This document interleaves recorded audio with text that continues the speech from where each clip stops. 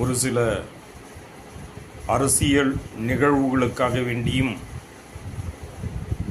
ஒரு அரசியல் கட்சிக்கு திரித்திருக்கக்கூடிய கயிறை இறுக்கமாக்க வேண்டியும் ஒன்றியத்தினுடைய பிரதம அமைச்சர் தமிழ்நாட்டிற்கு வந்திருக்கிறார். தமிழ்நாட்டில் அவர் பேசுகின்ற பொழுது தமிழ்நாடு அரசாங்கத்திற்கு இதுவரையில் 3 லட்சம் கோடி நிதி வழங்கியிருப்பதாக பேசியிருக்கிறார். ஆனால் தமிழ்நாட்டிலிருந்து ஜிஎஸ்டி தொகையாக 10,500,000 கோடி ரூபாய் ஒன்றிய அரசாங்கம் பெற்றிருப்பதை சௌகரியமாக மறைத்திருக்கிறார். இந்துக்களுடைய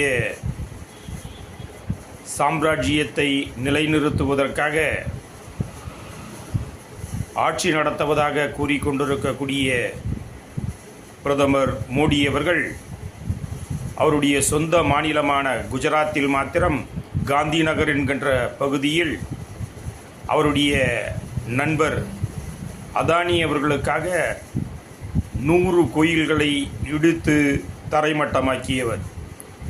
இந்தியாவில் மாத்திரம் 700 இந்து கோயில்களை தரைமட்டமாக்கி இடித்து தள்ளியிருக்கக்கூடிய நம்முடைய பிரதமர் தான் மோடி அவர்கள் என்பதை நாம் மறக்க முடியாது. அவரை ஒரு அரசியல் கட்சியினுடைய தலைவராக அஇஅதிமுகவினுடைய பொதுச் செயலாளர் என்கின்ற போர்வையில் மறைந்து கொண்டிருக்கக்கூடிய எடப்பாடி பழனிசாமி சந்திக்கிறார். அப்படி சந்திக்கும் தருணத்தில் ஒரு கவரை பொட்டல் காட்டில் வெட்டவெளியில் ஒரு பிரதமரிடத்தில் எடப்பாடி பழனிசாமி அவர்கள் வழங்கியிருக்கக்கூடிய காட்சி எவ்வளவு வேதனைக்குரியது என்பதை நாம் நினைத்து பார்க்க வேண்டும்.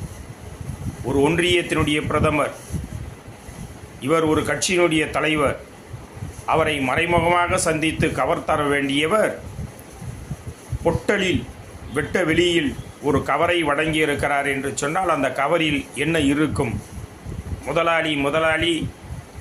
முதலாளி என்னை மாத்திரம் காப்பாற்றுங்கள், உங்களுக்கு சரணாகதியாக காலமெல்லாம் இருக்க நான் தயாராக இருக்கிறேன் என்கின்ற உறுதிமொழி கவராகத்தான் அது இருக்கும் என்பது நம்முடைய நோக்கம் சரியாகவே